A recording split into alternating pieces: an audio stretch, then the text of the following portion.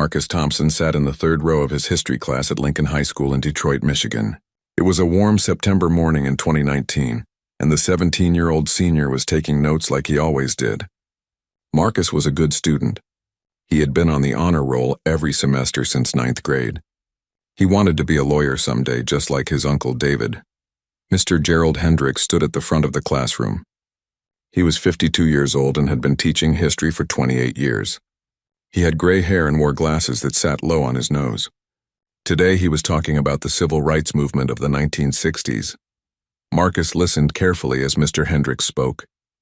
But something the teacher said did not sound right. Mr. Hendricks said that the Montgomery bus boycott lasted for 6 months. Marcus knew from his reading that it had actually lasted for over a year. He looked down at his textbook to check. Yes, the book said 381 days. That was more than a year, not 6 months. Marcus raised his hand slowly.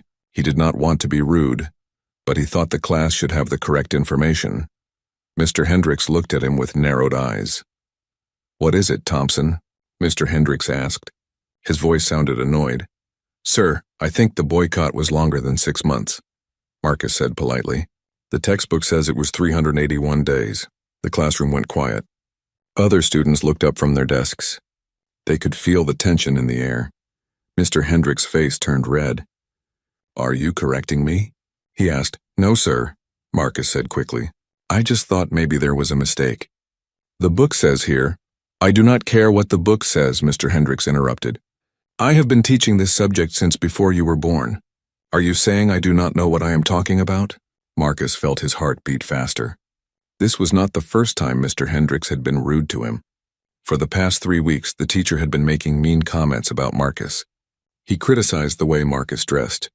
He rolled his eyes when Marcus asked questions. He made sarcastic remarks when Marcus gave answers in class. "I'm not saying that, sir," Marcus replied, keeping his voice calm. "I just wanted to share what the textbook says." "You think you know everything, don't you?" Mr. Hendricks said, his voice getting louder. "You think you are smarter than everyone else in this room?" "No, sir, I do not think that," Marcus said. He could feel his classmates staring at him. Some looked uncomfortable. Others looked scared. "Get up," Mr. Hendricks ordered. "Come to the front of the class." Marcus took a deep breath. He closed his textbook and stood up. He walked slowly to the front of the classroom. He did not understand why he was being called up. He had only tried to help with the correct information. When Marcus reached the front, Mr. Hendricks stepped very close to him. Too close. Marcus could smell coffee on the teacher's breath. "You have been disrespectful all semester," Mr. Hendricks said, loud enough for everyone to hear. "You question everything I say. You act like you are better than everyone else." "That is not true, sir," Marcus said quietly. "I respect you. I just wanted—" "Do not interrupt me when I am speaking," Mr. Hendricks shouted. Marcus pressed his lips together and said nothing. His mother, Judge Patricia Thompson, had taught him how to handle situations like this. Stay calm, be respectful. Do not argue with people in authority. Document everything, and Marcus had been documenting everything. For 3 weeks he had been writing down every rude comment, every unfair treatment, every time Mr. Hendricks singled him out. His parents had told him to keep a journal after he came home upset the first time. His father, Lieutenant Colonel James Thompson, knew how important evidence could be. "I think I should go to the principal's office," Marcus said, still speaking calmly. "If you think I have been disrespectful, we should talk to Principal Foster." "You will go where I tell you to go," Mr. Hendricks snapped. He pointed at the classroom door. "Get out of my classroom now." Marcus nodded. "Yes, sir," he said. He turned to walk toward the door. That was when it happened. Mr. Hendricks grabbed Marcus by the shoulder. His fingers dug into Marcus's arm. The teacher tried to push Marcus toward the door, using both hands now. One hand gripped Marcus's shoulder.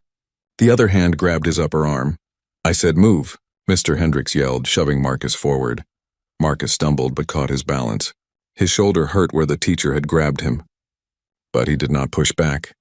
He did not raise his hands. He did not fight. Instead, Marcus turned his head and looked directly at Mr. Hendricks. His voice was steady and clear. "Sir, you are assaulting me," Marcus said. "Please remove your hands from my body," several students gasped. 3 of them had already pulled out their cell phones. They were recording everything. The angle from Sarah Chen's phone showed Mr. Hendricks' hands on Marcus. The video from Deshaun Williams showed Marcus's calm face as he asked the teacher to let go. The recording from Emily Rodriguez captured the whole thing from the side of the room.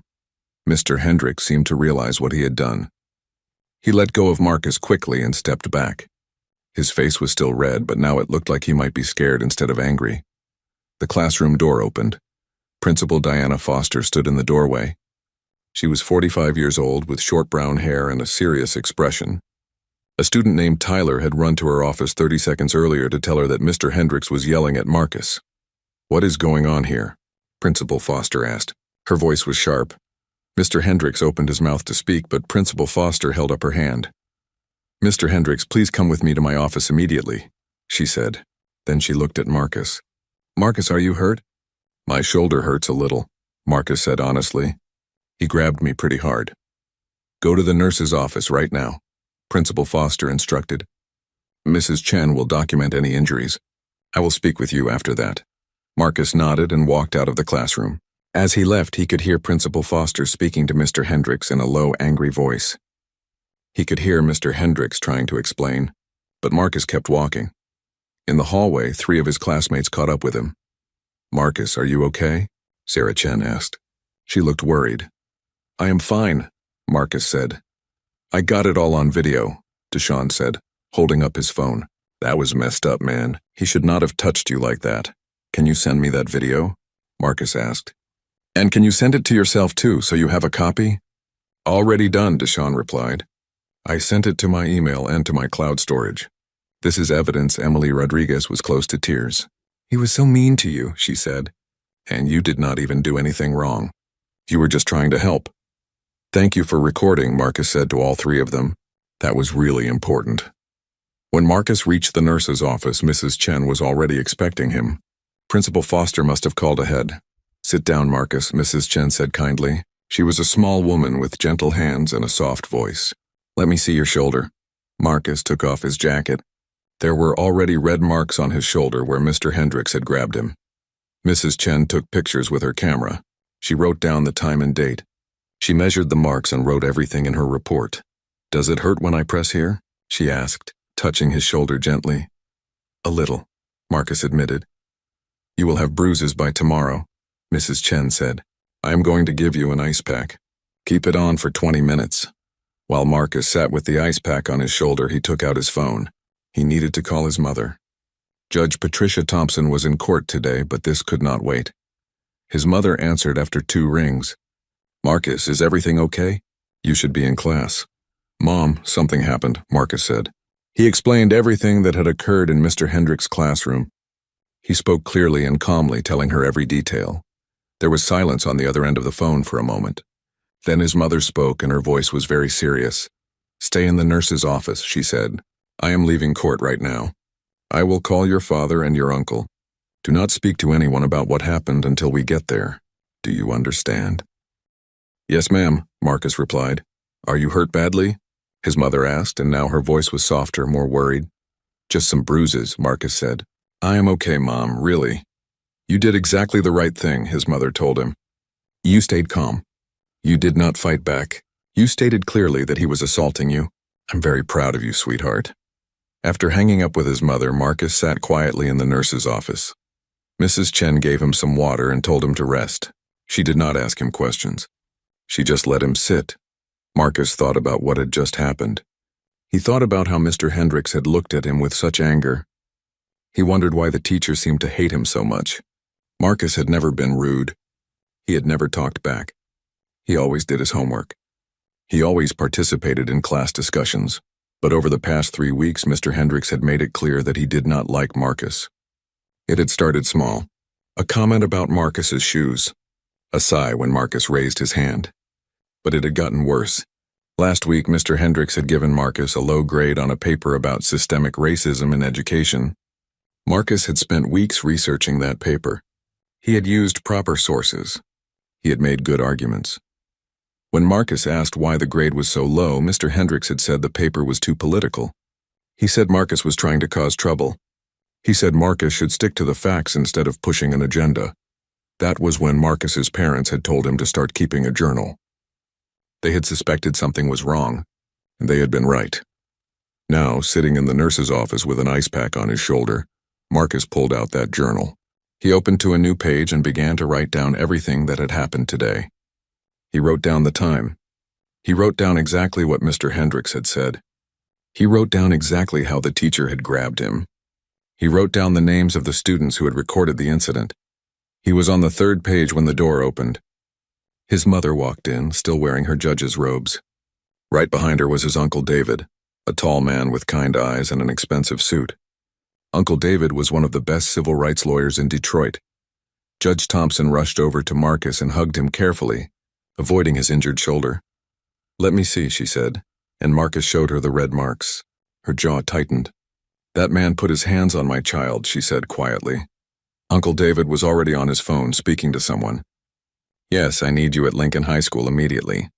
Bring the contracts and the video release forms. We have a case." Principal Foster came into the nurse's office a few minutes later. She looked tired and stressed. "Judge Thompson, Mr. Chen," she said, nodding at Marcus's mother and uncle. "I want to assure you that we take this incident very seriously." "I hope so," Judge Thompson said. Her voice was calm but cold.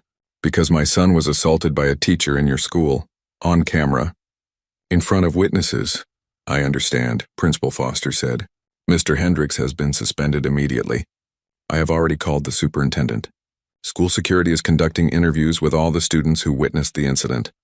We will need copies of all those interviews," Uncle David said, "and copies of any video footage from the students' phones, and copies of any previous complaints against Mr. Hendricks." Principal Foster hesitated. "I will have to check with our legal department about—" "You can check with whoever you want," Uncle David interrupted. "But you should know that we will be filing complaints with the state education department, the superintendent's office, and possibly the police. This is assault. It is on video, and there is no defense." Marcus watched as the adults talked. He saw how his mother's face stayed calm even though he knew she was angry. He saw how Uncle David took notes on everything Principal Foster said.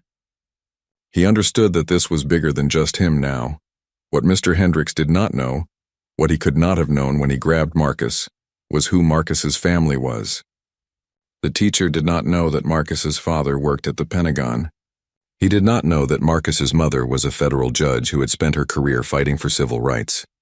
He did not know that Marcus's uncle was one of the most respected civil rights lawyers in the state, and Mr. Hendricks definitely did not know that Marcus had been documenting everything for 3 weeks. By the end of the school day, 7 students had given written statements to school security. 3 videos had been collected and copied. Marcus's journal had been photographed with every page showing a pattern of harassment and discrimination. That evening, Marcus sat at home with his parents. His father had flown in from Washington as soon as he heard. Lieutenant Colonel Thompson sat next to his son on the couch, his arm around Marcus's shoulders. "How are you feeling?" his father asked. "I am okay," Marcus said. "My shoulder hurts, but I am more angry than hurt." "That is understandable," his father replied. "What that teacher did was wrong. It was unprofessional. And it was illegal." Marcus's mother sat on his other side. "I need you to understand something," she said. "What happened today is going to become very public. The video is already being shared on social media.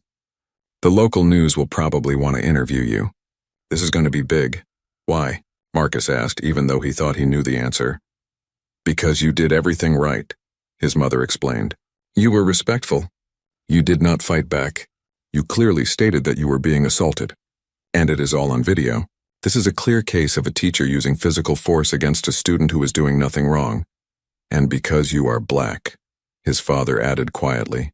"We have to be honest about that. If you had fought back, if you had raised your voice, if you had done anything that could be seen as aggressive, this would be a different story. But you stayed calm, and that matters." Marcus nodded. He understood. He had understood since he was very young that he had to be twice as good, twice as calm, twice as respectful. His parents had taught him that. It was not fair, but it was the reality. That night, before going to bed, Marcus checked his phone. The video was everywhere. It had been shared hundreds of times on social media. People were commenting, expressing outrage at what Mr. Hendricks had done. Some were praising Marcus for how he handled himself. But there were also mean comments. Some people said Marcus must have done something to deserve it. Some said he was being disrespectful by correcting the teacher. Some said kids today do not know how to behave. Marcus put his phone down. He knew the next few days would be difficult.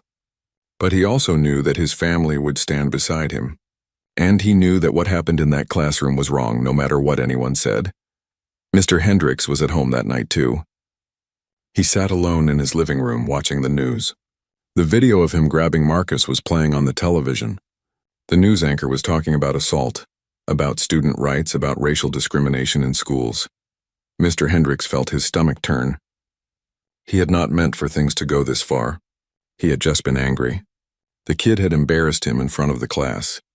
He had just wanted to assert his authority. But now, seeing himself on the news, seeing his hands on that student, Mr. Hendricks realized how bad it looked.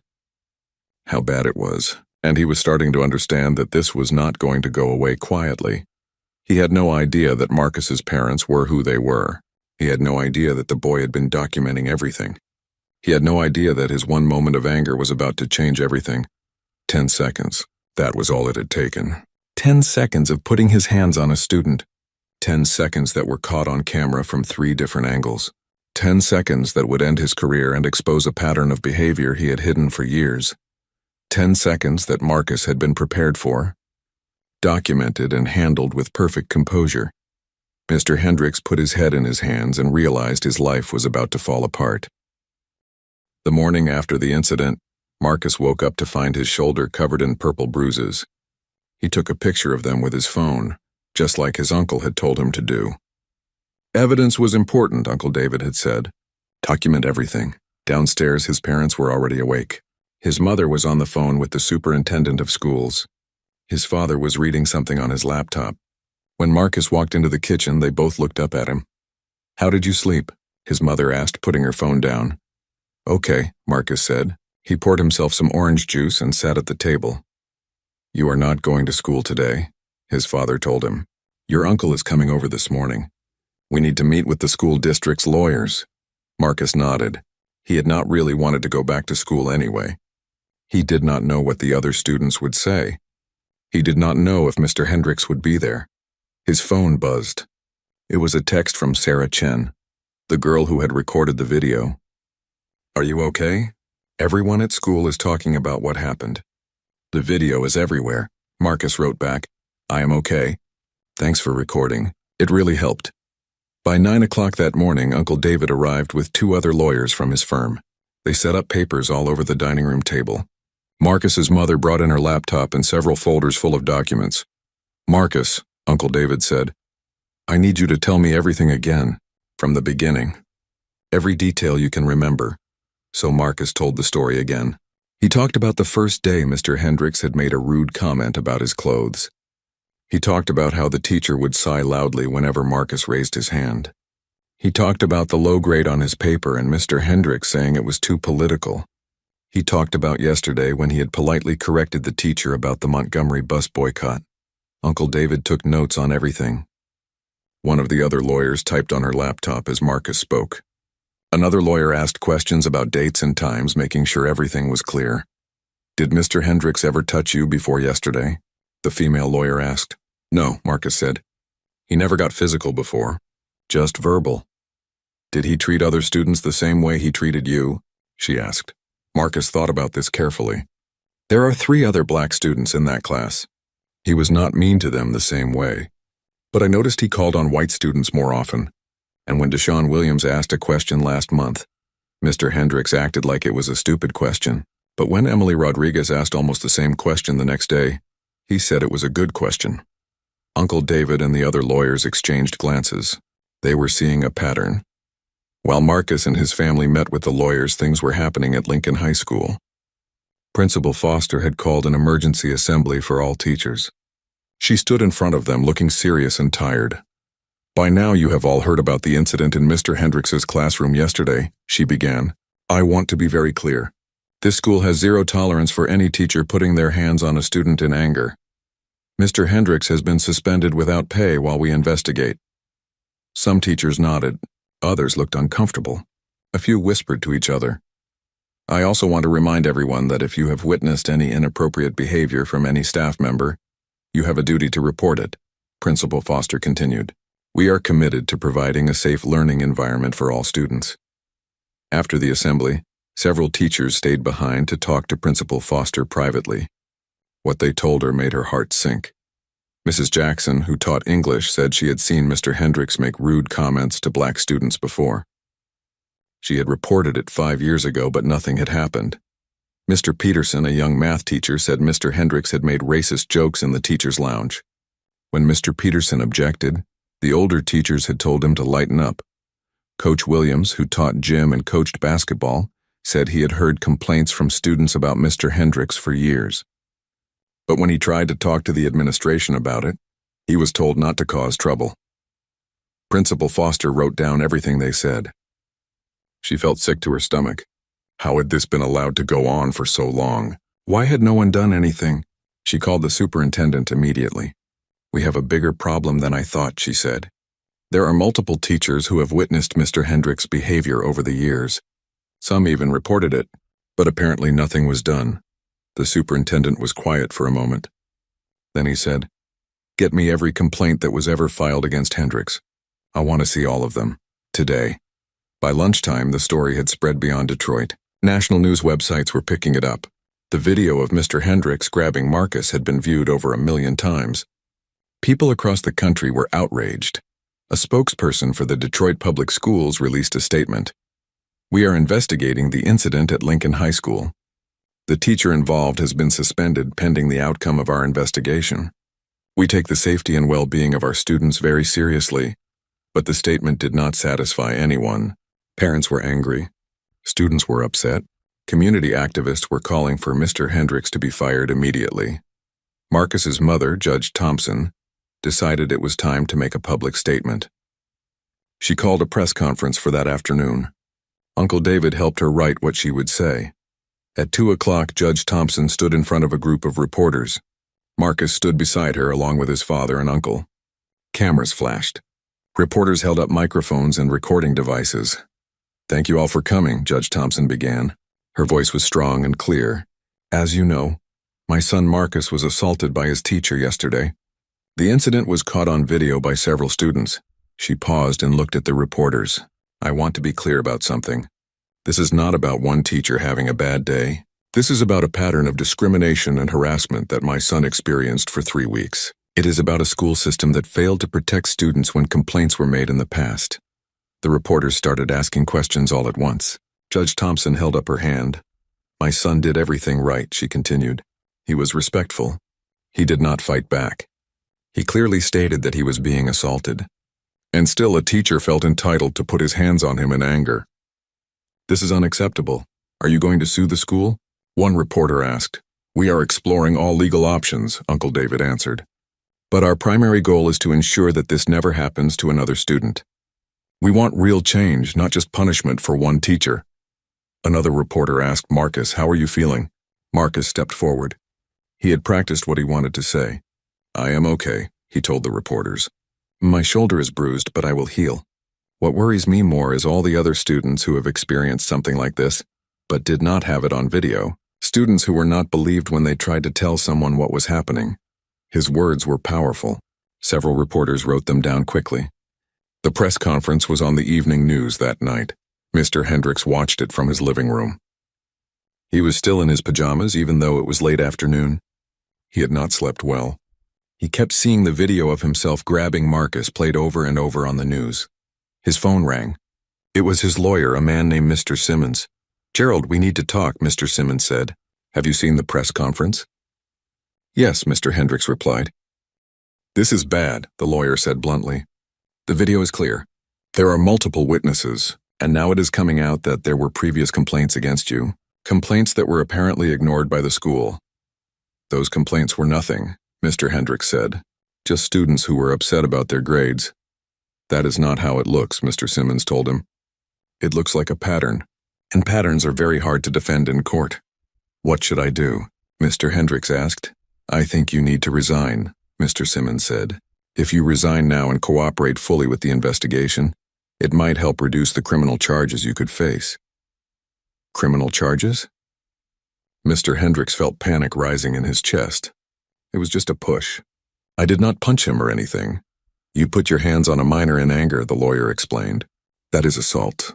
It does not matter that you did not punch him. You used physical force against a student. That is illegal. After hanging up with his lawyer, Mr. Hendricks sat in silence. How had his life fallen apart so quickly? 24 hours ago, he had been a teacher with a good reputation.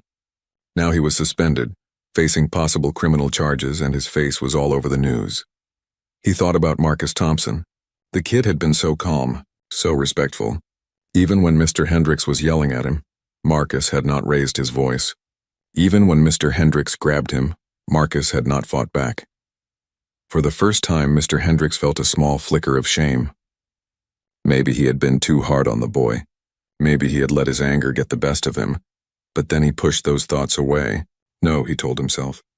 The kid was disrespectful. He needed to be put in his place. This whole thing was blown out of proportion. Meanwhile, at the school district offices, the superintendent and his legal team were going through old files. What they found made them very uncomfortable. There was a complaint from 2014. A black student named Jamal Washington had reported that Mr. Hendricks made racist comments in class. The complaint had been investigated, but then it was dismissed. The note said that Mr. Hendricks had apologized and agreed to attend sensitivity training, but there was no record that he had actually attended any training. There was another complaint from 2011. A Latina student named Maria Gonzalez had said Mr. Hendricks graded her papers more harshly than white students. The complaint had been marked as resolved, but there was no explanation of how it was resolved.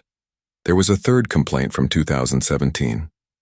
A black student named Terrence Brown had reported that Mr. Hendricks touched him roughly during class, pushing him toward the door. The complaint said that both the student and teacher had been talked to, and the matter was considered closed. The superintendent put his head in his hands. 3 complaints, 3 students of color, all dismissed or quietly resolved.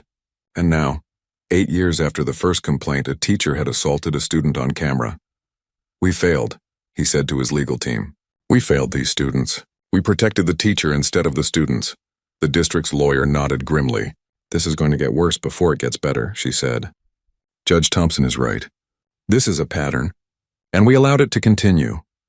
That evening, the superintendent called an emergency school board meeting. He presented all the old complaints to the board members. Some of them looked shocked. Others looked guilty. We need to do a complete review of our complaint procedures, the superintendent said, and we need to reach out to every student who filed a complaint against Mr. Hendricks. They deserve to know that we take their concerns seriously now, even if we failed them before. One board member, Mrs. Davis, spoke up. What about the other teachers? Are there other staff members who have had complaints that were not properly addressed? We are going to find out, the superintendent promised. Every complaint filed in the last 10 years will be reviewed. By the end of the week, things were moving fast.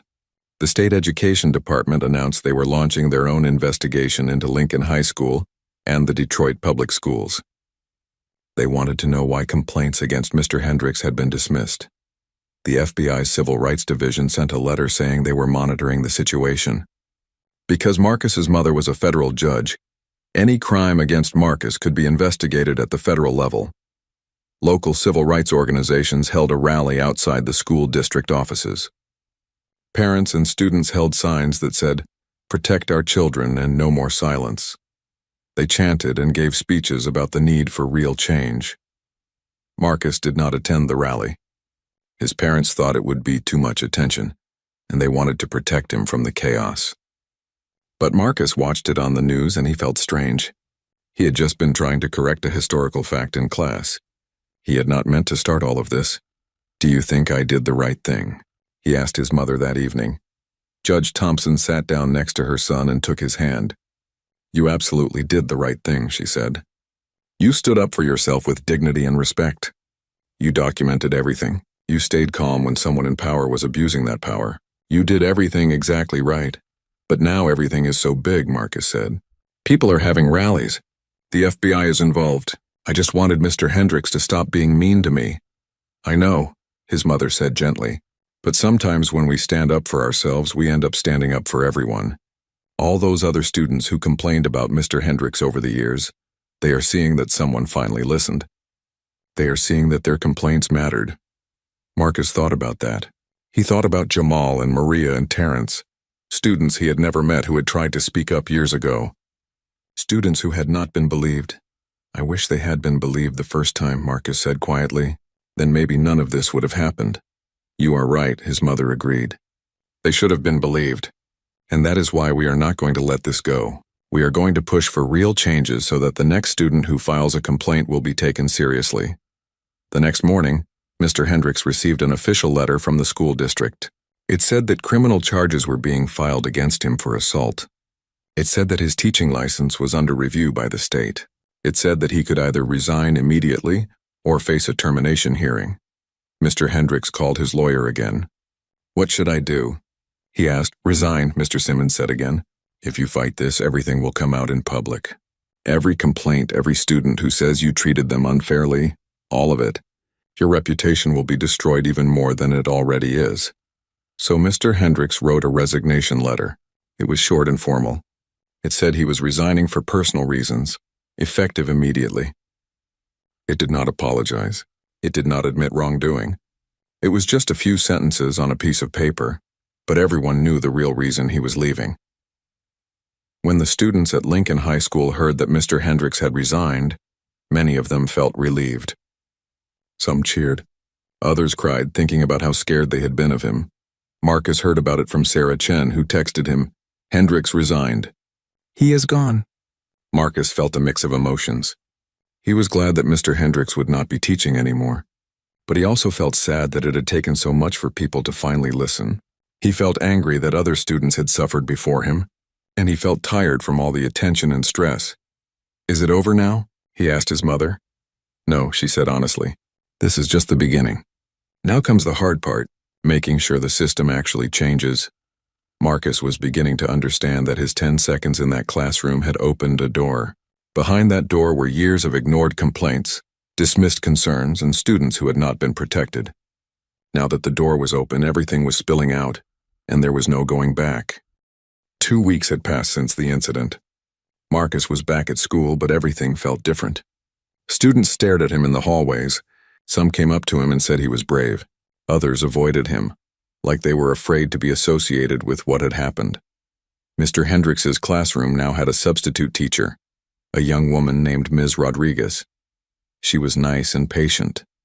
She never yelled. She never made sarcastic comments. But every time Marcus walked into that room, he remembered what had happened there. The school district had moved quickly after Mr. Hendricks resigned. They hired an outside investigator to look into all the complaints that had been filed against teachers over the past 10 years. The investigator was a woman named Dr. Susan Mitchell, and she was very thorough. Dr. Mitchell interviewed students, teachers, parents, and administrators. She read through old files and emails. She looked at grade distributions to see if certain teachers gave lower grades to students of color. She examined disciplinary records to see if students were punished differently based on their race. What she found was disturbing. Mr. Hendricks was not the only teacher who had a pattern of complaints. There were 3 other teachers at Lincoln High School who had multiple complaints filed against them. All of the complaints had been dismissed or quietly resolved. None of the teachers had faced real consequences. Dr. Mitchell also discovered that students of color at Lincoln High School were suspended at much higher rates than white students, even for the same behaviors. Black students made up 30% of the school population, but accounted for 60% of suspensions. She presented her findings at a school board meeting. The room was packed with parents, students, teachers, and reporters. Marcus and his family sat in the front row. The culture at Lincoln High School and possibly throughout the district has allowed discrimination to flourish, Dr. Mitchell said. When students filed complaints, they were often not believed. When teachers witnessed inappropriate behavior from their colleagues, they were discouraged from reporting it. The system protected adults instead of protecting children, the audience murmured. Some people nodded. Others looked angry, Dr. Mitchell continued. I interviewed 15 former students who had attended Lincoln High School in the past 10 years. 11 of them reported experiencing or witnessing discriminatory treatment from teachers. 8 of them said they tried to report it, but nothing happened. 3 said they were too afraid to report it because they did not think anyone would believe them. One of those former students was in the audience that night. His name was Jamal Washington. The same Jamal who had filed a complaint against Mr. Hendricks back in 2014. He was now 22 years old and worked at a bank. When Dr. Mitchell finished her presentation, the school board president asked if anyone wanted to speak during the public comment period. Jamal raised his hand and walked to the microphone. "My name is Jamal Washington," he said. His voice was shaky at first, but it got stronger as he spoke. "I was a student at Lincoln High School. Mr. Hendricks was my history teacher in 10th grade. The room went completely quiet. He made racist comments in class," Jamal continued. "He said things like 'you people' when talking about black students. When I asked questions, he would sigh and act annoyed. When I got an A on a test, he accused me of cheating and made me retake it in his office while he watched." Jamal's mother, sitting in the audience, wiped tears from her eyes. "I filed a complaint," Jamal said. "I told the vice principal everything. They said they would investigate. But then a few weeks later, they told me that Mr. Hendricks said I was making it up because I was angry about a grade. They believed him instead of me." He paused and looked directly at the school board members. "I was 15 years old. I was telling the truth, and no one believed me. After that, I stopped trying. I stopped raising my hand in class. I stopped asking questions. I just tried to become invisible so he would leave me alone." Jamal's words hung in the air. Then he looked over at Marcus, who was sitting with his parents. "When I saw what happened to Marcus on the news, I felt sick," Jamal said, "because I knew that if someone had listened to me 8 years ago, maybe Mr. Hendricks would have been stopped. Maybe he never would have had the chance to hurt Marcus or any other student." He turned back to the school board. "You failed me. You failed all of us. And now you have a chance to do better. Please do not waste it." When Jamal finished speaking, there was silence. Then someone started clapping. Then another person. Soon the entire audience was applauding. Some people stood up. Marcus felt tears in his eyes. He had not known about Jamal until today. He had not known that someone else had tried to speak up years ago. After the meeting, Marcus walked over to Jamal. "Thank you for speaking," Marcus said. Jamal looked at the younger student. "No, thank you," he said. "You did what I could not do. You stayed strong. And because of you, people are finally listening." They shook hands. Two people connected by the same teacher's cruelty, separated by years but united in their experience. Over the next few weeks, more former students came forward. Maria Gonzalez, who had complained in 2011, spoke at the next school board meeting. She talked about how Mr. Hendricks had graded her papers more harshly than white students and made comments about her being from Mexico. Even though she was born in Detroit, Terrence Brown, who had reported being pushed by Mr. Hendricks in 2017, also shared his story. He talked about how the incident had made him lose trust in teachers and authority figures. The school district was overwhelmed by the number of people coming forward. It was not just about Mr. Hendricks anymore. Students were reporting issues with other teachers too. The floodgates had opened and years of ignored complaints were pouring out. The superintendent knew he had to act. He worked with Uncle David and other community leaders to create new policies. They developed a system where complaints would be investigated by an outside party, not by the school itself. They created anonymous hotlines where students could report problems without fear of retaliation. They required all teachers to complete training on implicit bias and cultural competency. But the most important change was the creation of a new position, Director of Equity and Inclusion. This person would be responsible for making sure all students were treated fairly and that complaints were taken seriously. The school district posted the job opening and received over 200 applications. They formed a search committee that included parents, students, teachers, and community members. Marcus's mother, Judge Thompson, was on the committee. After interviewing many candidates, they chose a woman named Dr. Lisa Martinez. She had been a principal at a diverse school in Chicago and had a strong track record of fighting for student rights. She was tough but fair, and she did not back down when faced with resistance. Dr. Martinez started her job in November, about 2 months after the incident with Marcus. Her first task was to meet with every student who had filed a complaint in the past 10 years. She wanted them to know that their voices mattered now. When she met with Jamal, she apologized. "I cannot undo what happened to you," she said, "but I can promise you that I will do everything in my power to make sure it does not happen to another student." Jamal appreciated her words, but he was still skeptical. "I have heard promises before," he told her. "I know," Dr. Martinez said, That is why I am not just making promises. I am taking action. I have already reviewed the files of 3 teachers who have patterns of complaints. 2 of them are being put on improvement plans. If they do not change their behavior, they will be terminated. The 3rd one has already resigned. She showed Jamal the new complaint system. It was online and anonymous if students wanted it to be. Complaints went directly to Dr. Martinez, not to school administrators who might want to protect their staff. Every complaint was tracked and had to be resolved within 30 days. This is real change, Dr. Martinez said. Not perfect, but real. Jamal nodded slowly. Maybe things really were different now. At Lincoln High School, teachers were going through the required training on implicit bias. Some teachers were open to it and willing to learn. Others were resistant. They complained that they were being accused of being racist when they had never said or done anything racist.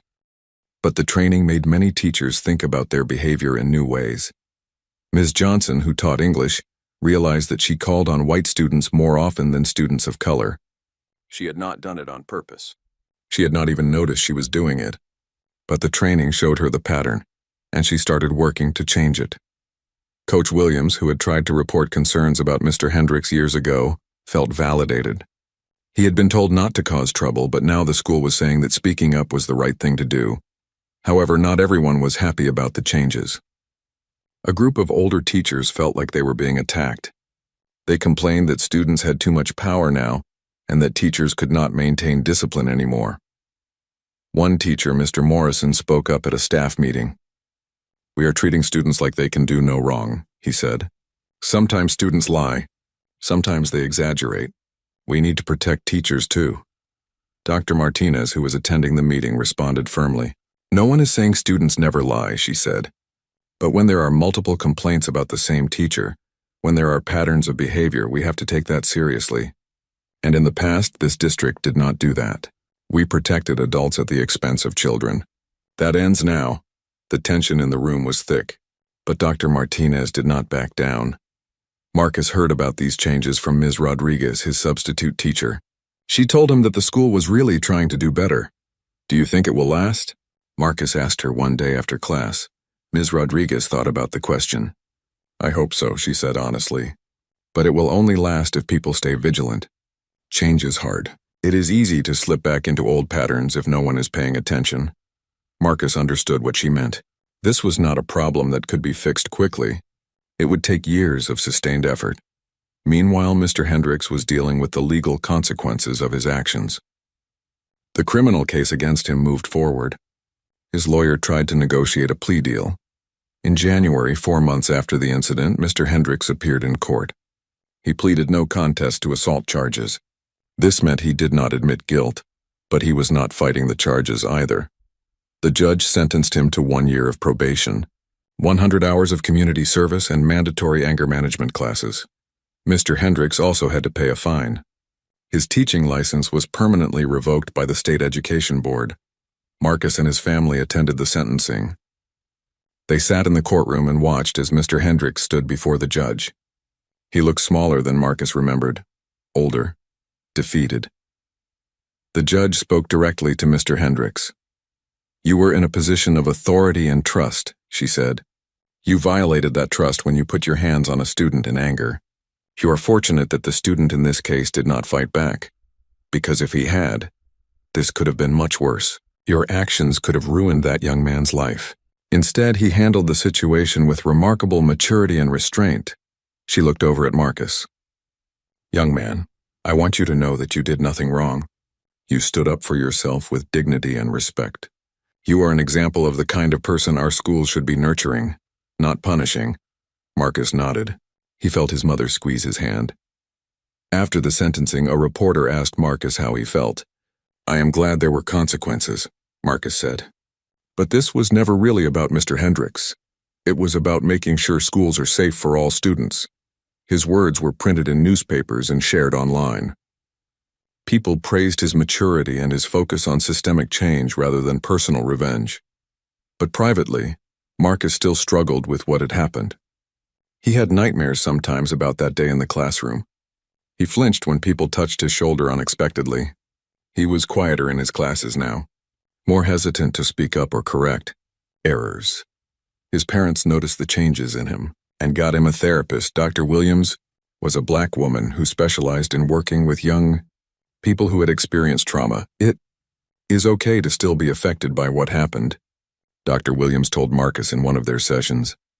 You can be strong and still be hurt. You can be proud of how you handled it and still feel angry about it. All of those feelings can exist at the same time.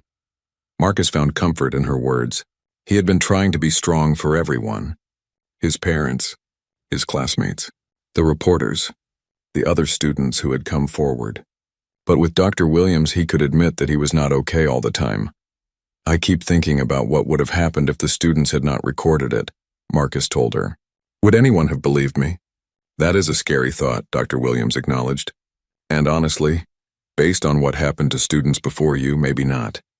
But they did record it, and people did believe you, and now changes are happening. But why did it take a video? Marcus asked. Why was not my word enough? Dr. Williams nodded slowly. That is the hard truth about being a young black person in America, she said. Your word is often not enough. People demand proof. They demand perfection. It is not fair. It is exhausting, but you knowing this truth will help you navigate the world. Marcus appreciated her honesty. She did not try to sugarcoat things or tell him everything was fine. She helped him deal with reality while also encouraging him to keep fighting for change. As the school year continued, Marcus began to heal. The bruises on his shoulder faded. The nightmares became less frequent. He started raising his hand in class again, though not as often as before. But he also became more aware. He noticed when teachers treated students differently based on race. He noticed when white students got away with things that would have gotten black students in trouble. He noticed when his opinions were dismissed but similar opinions from white students were praised, and he spoke up about it. Not in confrontational ways, but in thoughtful, documented ways. He kept a journal. He talked to Dr. Martinez when he saw problems. He encouraged other students to use the new complaint system. Marcus was becoming an advocate whether he meant to or not. His experience had changed him. He could not go back to being the kid who just wanted to do well in school and not cause trouble. He had seen behind the curtain. He had seen how systems could fail students, and he could not unsee it. One day in March, Marcus was called to Dr. Martinez's office. He was nervous, wondering if he was in trouble for something. But when he got there, Dr. Martinez was smiling. I wanted to tell you something, she said. Because of the changes we have made this year, 12 students have filed complaints about unfair treatment. All 12 complaints were investigated. 9 of them led to teachers being disciplined or put on improvement plans. 3 were found to be misunderstandings that were resolved through mediation. She looked at Marcus seriously. That might not sound like success to you. But you know what we found? In previous years, we had maybe 1 or 2 complaints filed for the entire school year, and they were almost never taken seriously. Students did not trust the system. Now they do. They know they will be heard, and teachers know there will be consequences for discriminatory behavior. Marcus smiled a little. That is good, he said. It is more than good, Dr. Martinez told him. It is transformative. And it started because you had the courage to speak up and the wisdom to document everything. You changed the school, Marcus. You really did. As Marcus walked back to class, he thought about Dr. Martinez's words. He had not meant to change the school. He had just wanted to correct a historical fact about the Montgomery bus boycott. But sometimes courage looks like doing the right thing even when it is scary. Sometimes justice comes from refusing to accept mistreatment. Sometimes change happens because one person says enough. Marcus had been that person, and now Lincoln High School would never be the same. The school year ended in June, and Marcus was glad for the break. It had been an exhausting year, full of media attention, legal proceedings, and constant reminders of that day in Mr. Hendricks's classroom. Summer meant he could just be a teenager for a while, but even during summer, Marcus could not completely escape what had happened. The Thompson family had filed a civil lawsuit against the school district. Unlike criminal cases that focus on punishment, civil cases focus on making things right and preventing future harm. Uncle David explained it to Marcus one evening while they sat on the back porch. We are not suing for money to make you rich, Uncle David said. We are suing to force the school district to make permanent changes. We want to make sure they cannot go back to their old ways once the attention dies down. What kind of changes? Marcus asked. Everything in writing, Uncle David replied. a consent decree that requires them to maintain the equity office, continue the training programs, keep the independent complaint system, and report their progress every year. If they do not follow through, they can be taken back to court. Marcus nodded. He understood. His family was not looking for revenge or money. They wanted to change the system. The school district's lawyers tried to fight the lawsuit at first. They argued that they had already made changes and that a consent decree was not necessary. But Uncle David and his legal team presented all the evidence of past failures, the ignored complaints, the patterns of discrimination, the lack of accountability. In August, just before the new school year started, the school district agreed to settle. They signed a consent decree that committed them to 5 years of reforms and oversight. They also established a scholarship fund for students of color, pursuing careers in education, social justice, or law. The fund was named the Marcus Thompson Scholarship for Educational Equity. When Marcus heard about the scholarship, he felt strange. "They named it after me?" he asked his mother. "You are the reason these changes are happening," Judge Thompson said. "You stood up when others could not. You deserve to be recognized for that." But Marcus did not want to be famous. He did not want his name on things. He just wanted to go back to being a regular student. When senior year started in September, Marcus hoped things would be more normal. He was wrong. A documentary filmmaker from New York had heard about his story and wanted to make a short film about it. The filmmaker, a woman named Rachel Chen, reached out to the Thompson family with her proposal. "I do not want to exploit Marcus or sensationalize what happened," Rachel explained when she met with the family. "I want to tell a story about systemic change, about how one moment of courage can ripple outward and transform an entire community." Marcus was hesitant. He did not want to relive everything again, but his parents encouraged him to think about it. "This could help other students in other cities," his father said. "If they see what you went through and how you handled it, maybe they will be inspired to speak up too." So Marcus agreed. Over the next several months, Rachel interviewed him, his family, Dr. Martinez, several teachers, and former students like Jamal, Maria, and Terrence. She got permission to film inside Lincoln High School. She reviewed all the court documents and news coverage. The documentary was called 10 Seconds, How One Student Changed a School. It premiered at a film festival in the spring and was later picked up by a streaming service. Suddenly, people across the country were learning about Marcus's story. The documentary did not focus on the confrontation itself. Instead, it focused on what came after: the investigation, the reforms, the courage of students like Jamal who had tried to speak up years earlier, the transformation of the school culture. Education programs and teacher training seminars started using the documentary as a teaching tool.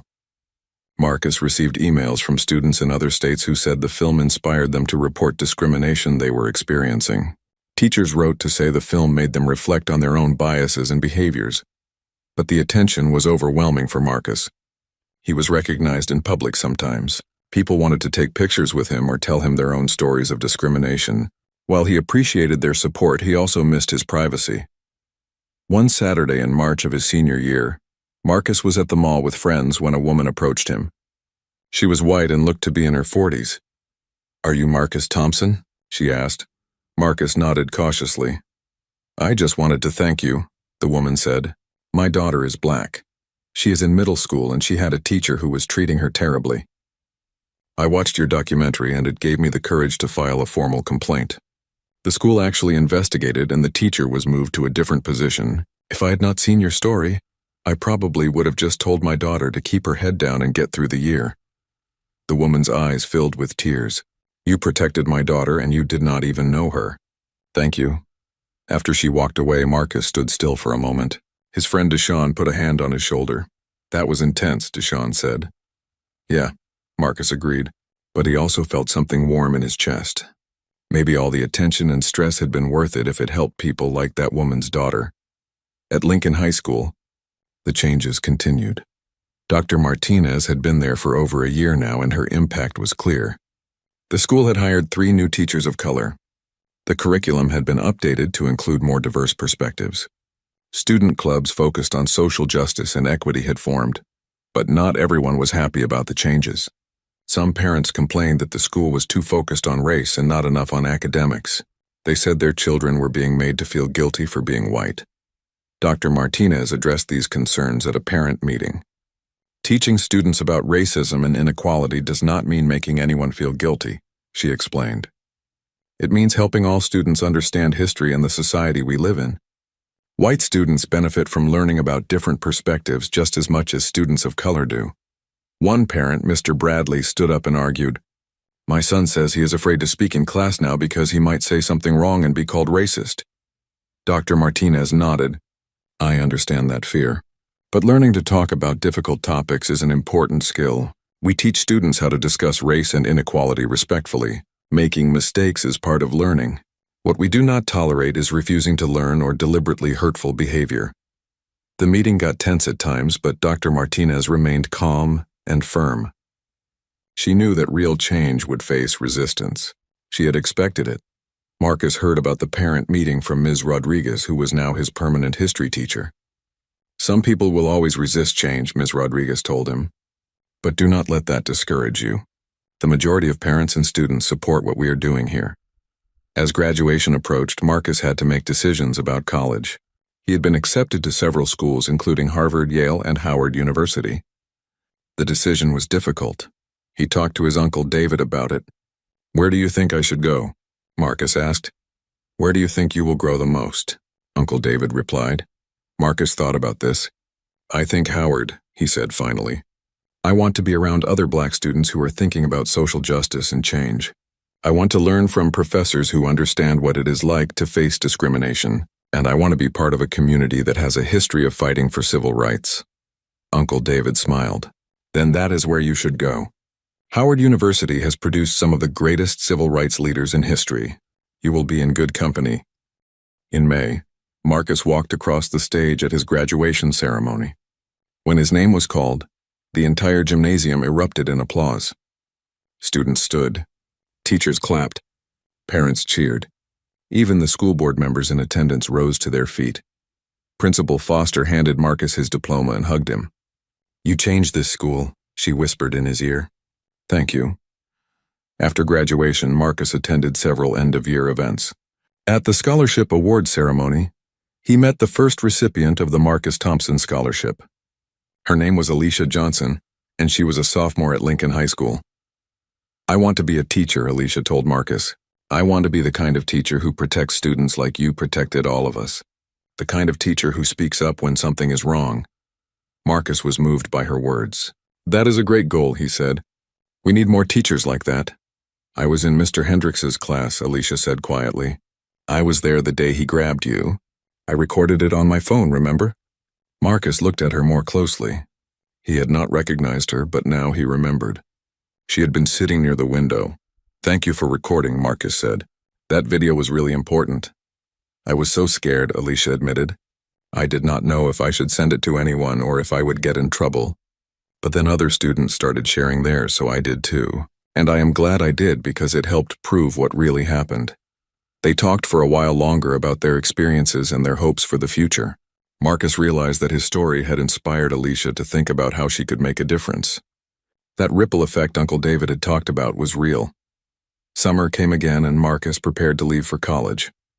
He spent time with his family and friends. He went to barbecues and pool parties. He tried to just be 18 years old, but he also spent time reflecting on everything that had happened over the past 2 years. From that day in September when Mr. Hendricks grabbed him to now, his life had changed completely. He had become a symbol of courage and change, even though he had never wanted that role. One evening, his father sat down with him for a serious conversation. "I want to talk to you about something," Lieutenant Colonel Thompson said. "You are going to be in college soon, living on your own. You are going to meet new people who do not know your story, and you will have to decide how much of it you want to share." "What do you mean?" Marcus asked. "Some people are going to treat you differently when they find out what happened," his father explained. "Some will put you on a pedestal. Others will be skeptical or critical. You need to be prepared for both reactions."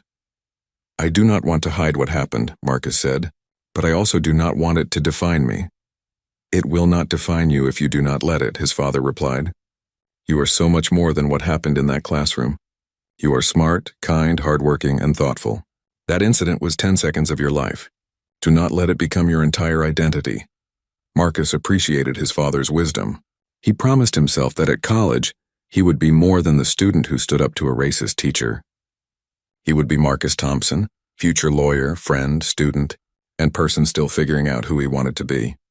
In August, the Thompson family drove Marcus to Howard University in Washington, D.C. They helped him move into his dorm room. His mother cried a little. His father gave him advice about managing his time and staying focused on his studies. Before they left, Uncle David pulled Marcus aside.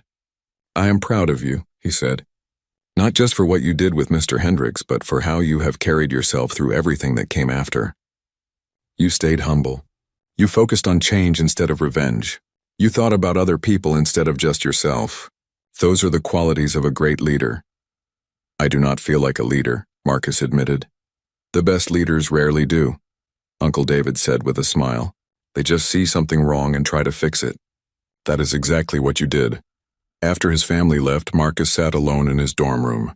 He looked around at the posters on the walls, the textbooks on his desk, the window overlooking the campus. This was a new beginning, a chance to be more than his past, but he also knew he could not completely leave his past behind. What happened with Mr. Hendricks was part of him now. It had shaped him. It had taught him about courage, justice, and the importance of speaking up. His phone buzzed. It was a text from a high school student in California named Jennifer. She had seen the documentary and was facing discrimination from her teacher. She wanted advice on how to handle it. Marcus smiled and began typing a response. He told Jennifer to document everything, to stay calm and respectful, to tell her parents and find adults who would support her, to remember that she was not alone. As he sent the message, Marcus realized something. His father was right that the incident did not have to define him, but it also did not have to be something he left behind completely. He could carry the lessons forward. He could use his experience to help others. He could be Marcus Thompson, college student and future lawyer. And he could also be Marcus Thompson, someone who stood up for what was right and inspired others to do the same. Both things could be true at once. Marcus opened his laptop and started working on his first college assignment. It was an essay for his African American Studies class about a moment that changed his perspective on justice. He knew exactly what he was going to write about. 10 seconds. That was all it had taken to change his life and the lives of so many others. 10 seconds when a teacher lost control and a student stayed calm. 10 seconds that were caught on camera and sparked a movement for change. Marcus began typing and the words flowed easily. He wrote about the incident, but he also wrote about what came before and what came after. He wrote about Jamal and Maria and Terrence, students who tried to speak up but were not heard. He wrote about the reforms and the resistance. He wrote about courage and justice and the long, hard work of changing systems. He wrote about how sometimes the most important thing you can do is simply tell the truth and refuse to back down. When he finished the essay several hours later, Marcus felt satisfied. This was his story told in his own words. Not sensationalized, not simplified, just honest. He saved the document and closed his laptop. Outside his window, the Howard University campus was alive with students heading to dinner and evening activities. Marcus decided to join them. He was ready to move forward, ready to learn and grow, ready to become the lawyer and advocate he dreamed of being. But he would never forget where he came from or the moment that changed everything. 10 seconds. That was all it took, but the impact would last a lifetime. Marcus's first year at Howard University flew by. He took classes in political science, African American studies, and pre-law courses. He joined the student government and volunteered with a legal aid clinic that helped low-income families. He made friends who shared his passion for justice and change. But he also received constant reminders of what had happened at Lincoln High School. Students at Howard recognized him from the documentary. Professors asked him to speak to their classes about his experience. Organizations invited him to give talks about standing up to discrimination. At first, Marcus said yes to most of these requests. He felt obligated to share his story if it could help others. But by spring semester, he was exhausted. He was spending so much time talking about the past that he was not fully present in the moment. His roommate, a student named Jordan from Atlanta, noticed the change in Marcus. "Man, you look tired all the time," Jordan said one evening. You are doing too much. I just feel like I have to say yes, Marcus admitted. People ask me to speak, and I think about students who might be helped by hearing my story. How can I say no to that? But you also have to take care of yourself, Jordan replied. You cannot pour from an empty cup. It is okay to set boundaries. Marcus thought about this advice. Jordan was right.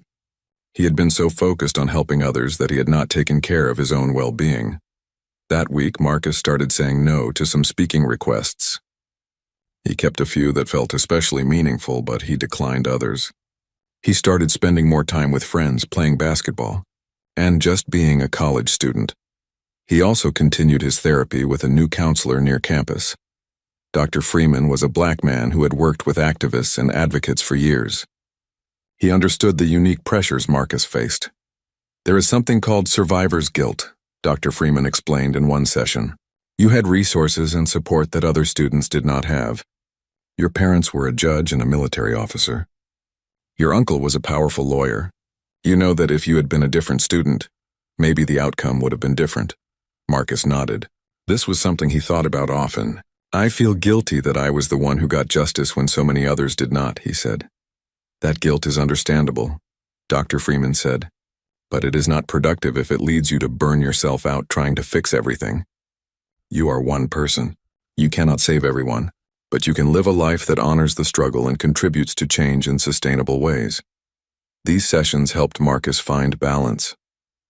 He started to understand that he could honor his experience without letting it consume his entire life. Back in Detroit, Lincoln High School was finishing its second year under the new reforms. Dr. Martinez reported that the changes were holding. Complaints were being taken seriously. Teachers were more aware of their biases. The disciplinary gap between white students and students of color had narrowed significantly. But Dr. Martinez also knew that maintaining change was hard work. Some of the older teachers who resisted the reforms had retired or left.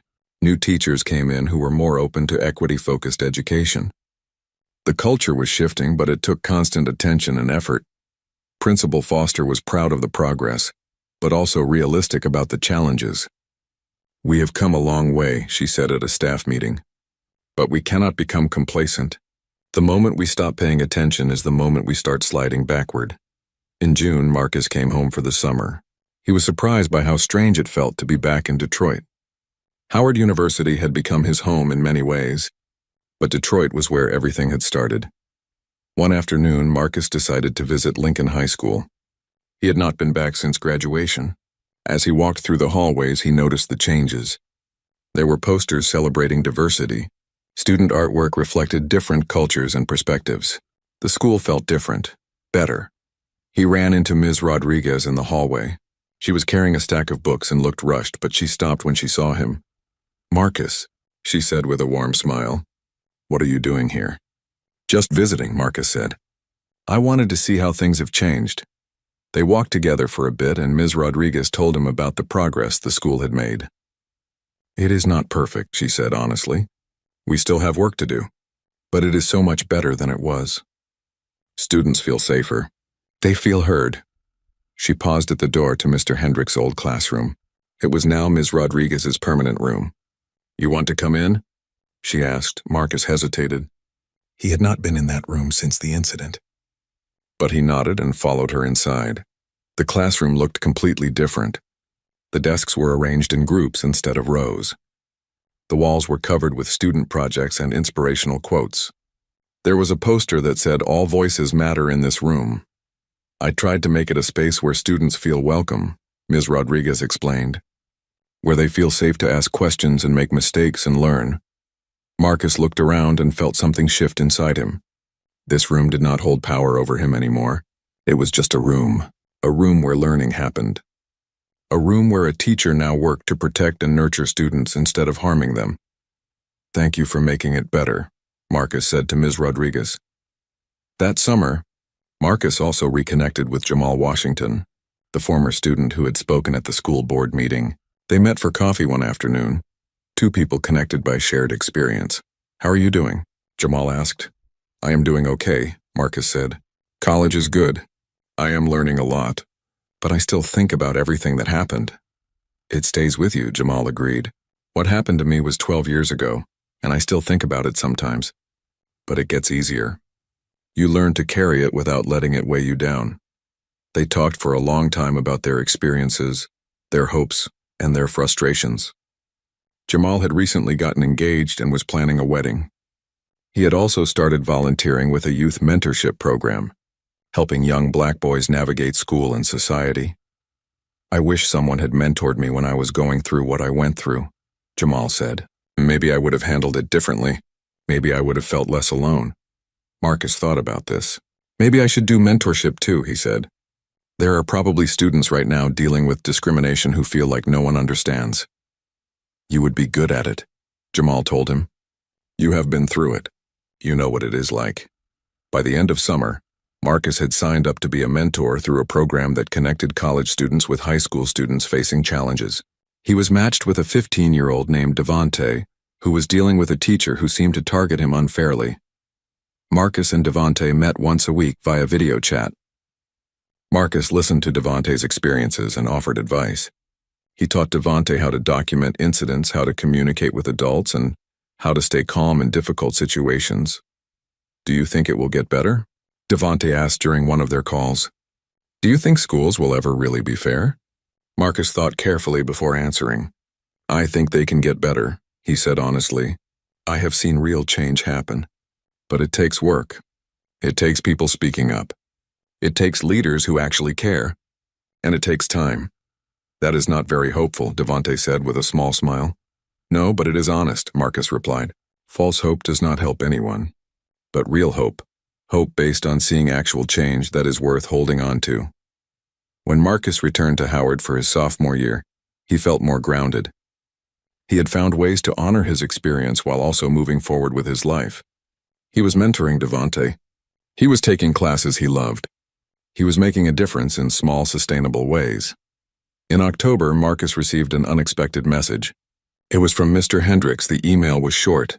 It said, Marcus, I know I do not have the right to contact you. I just wanted you to know that I am sorry for what I did to you.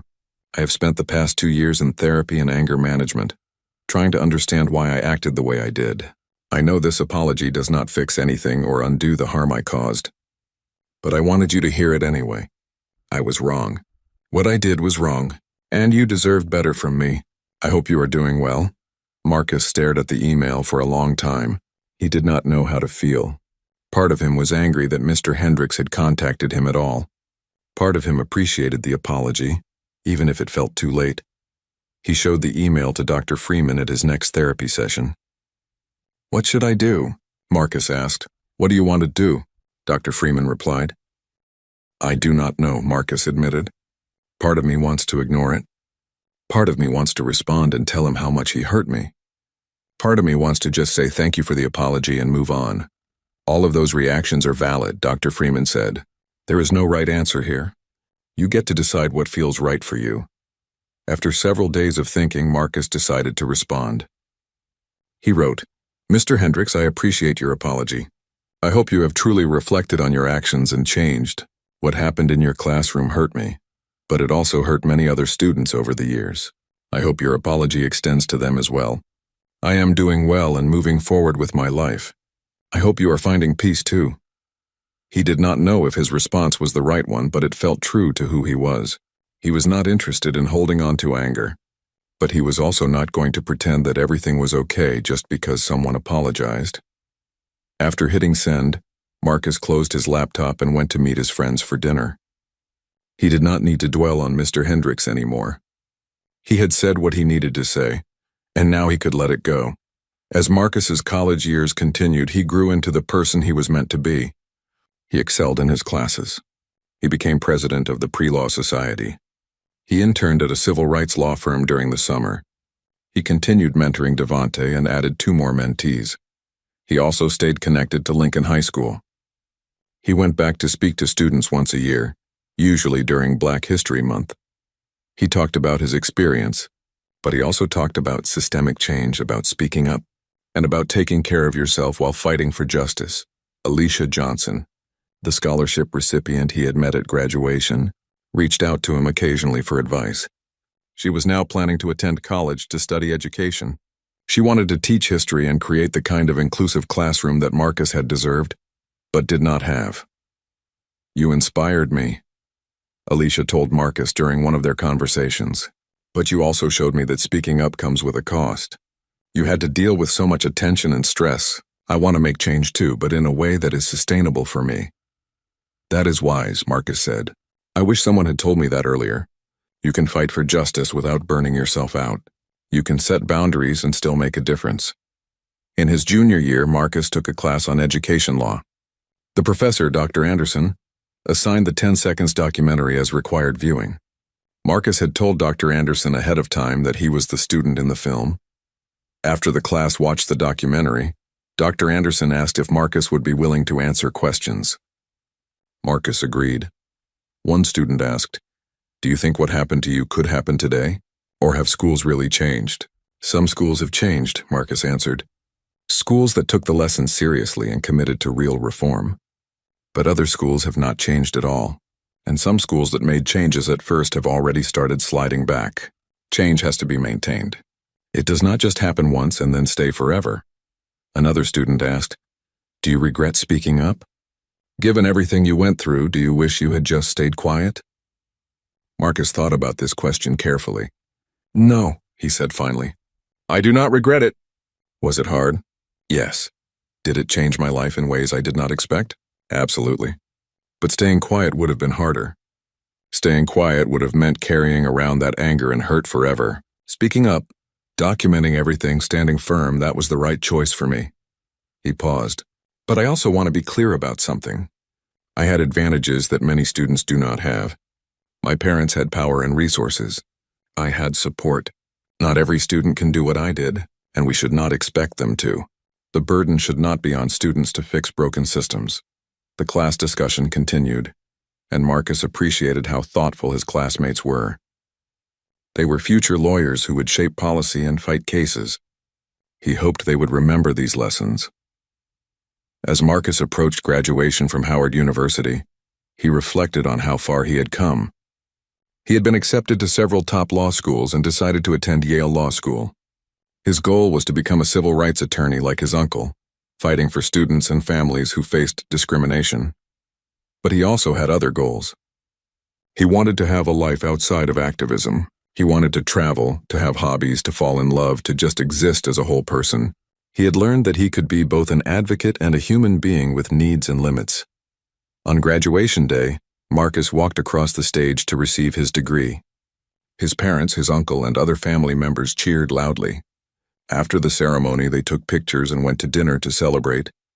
"We are so proud of you," his mother said, her eyes shining with tears. "Not just for what you accomplished academically, but for the man you have become." His father nodded. "You took something traumatic and turned it into purpose, but you also learned to live your own life. That balance is not easy to find." Uncle David raised his glass. "To Marcus," he said. "The best is yet to come." That summer before law school, Marcus took time to rest and recharge. He traveled to Ghana with some friends. He spent time with family.